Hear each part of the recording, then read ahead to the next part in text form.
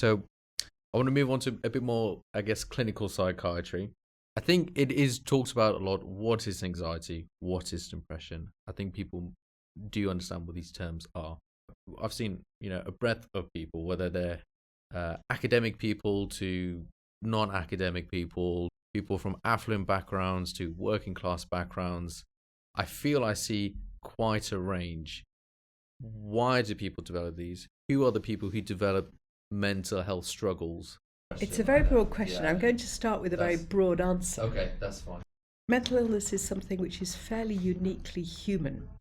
Okay. If you think about other animals in the animal kingdom, maybe cats get nervous, maybe dogs get nervous, but the complexity of mental illness isn't really reflected in the animal kingdom other than in human beings. So there must be something about the evolutionary development of human beings, which means that some of these emotions have a value.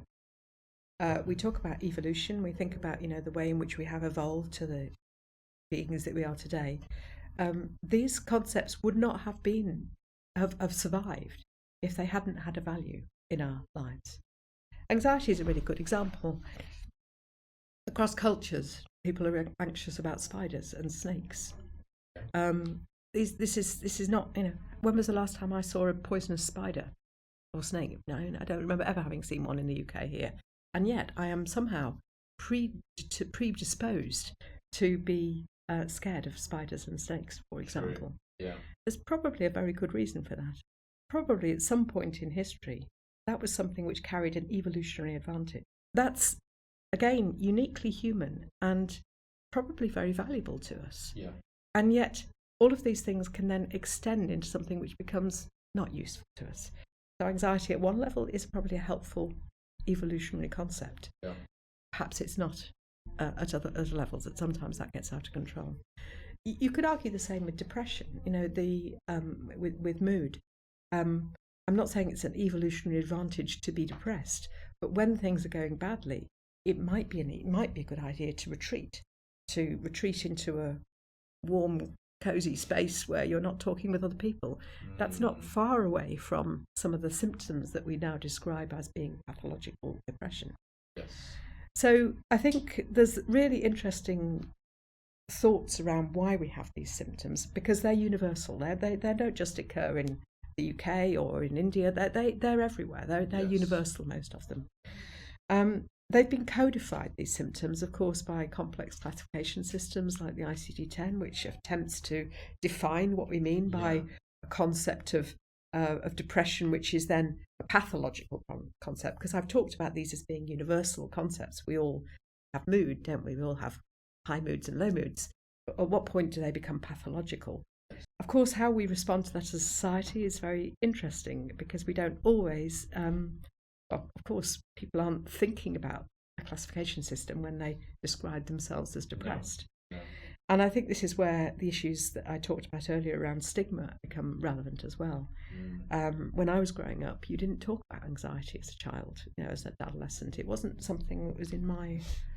I knew the word, what have you, but I didn't talk about it. We didn't talk about it at school.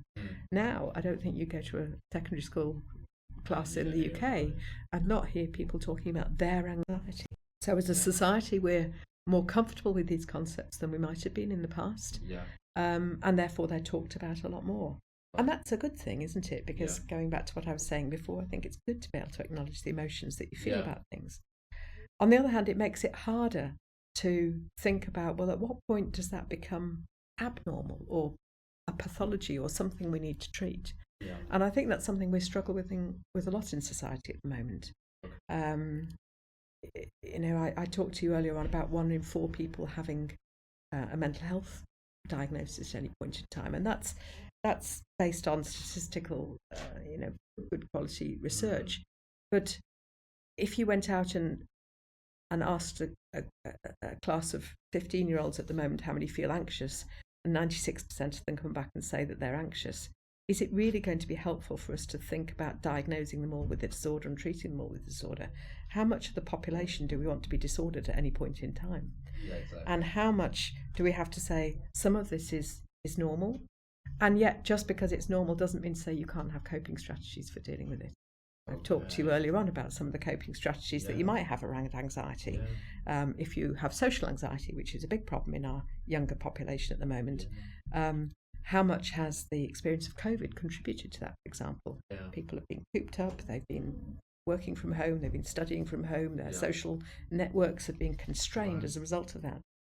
And so one might postulate that some of the social anxiety that we're now seeing in young people may be related to that experience. Not all of it. I'm not saying that all of it's related to that. But that does begin to give us roots into thinking about how we might think at a population level of addressing some of these things or helping people to manage some of these things. And telling them that actually anxiety is actually a universal emotion. We all feel it at some points. And in some places it actually is okay and probably had some evolutionary advantages to have that. What is then considered normal or the normal variant? So let's talk about anxiety. Being anxious is normal, but you having anxiety, is that normal? Or having a formal diagnosis? Or let's say being depressed could be normal, but is depression normal? Or let's say concerning or requiring treatment from a clinician. Where is that scope from a symptom to then a disease? I think the possibly more pragmatic view is to say, how much is it impacting on function? So I am scared of spiders. I don't like spiders. Does it cause me any problems in life? Not really. Occasionally there's a spider in the bath and I get someone else to deal with it and that's all right. It causes me no functional impairment. I don't think I need to consider this a disorder.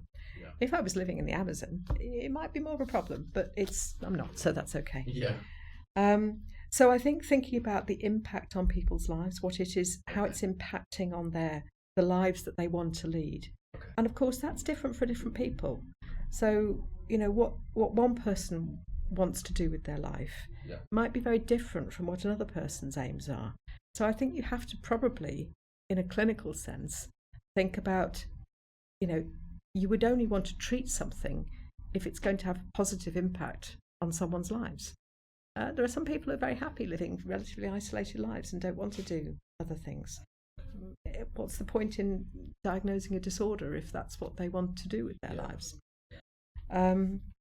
So functionality I think is the key for that. And again, it comes back to that thing I was talking to you about earlier on of what matters to you, not what the matter, but what not. I mean, it's not up to me to make a diagnosis necessarily, but if somebody would find a diagnosis helpful because it leads to a treatment which would improve their lives in some way, that's a worthwhile thing to do as a clinician.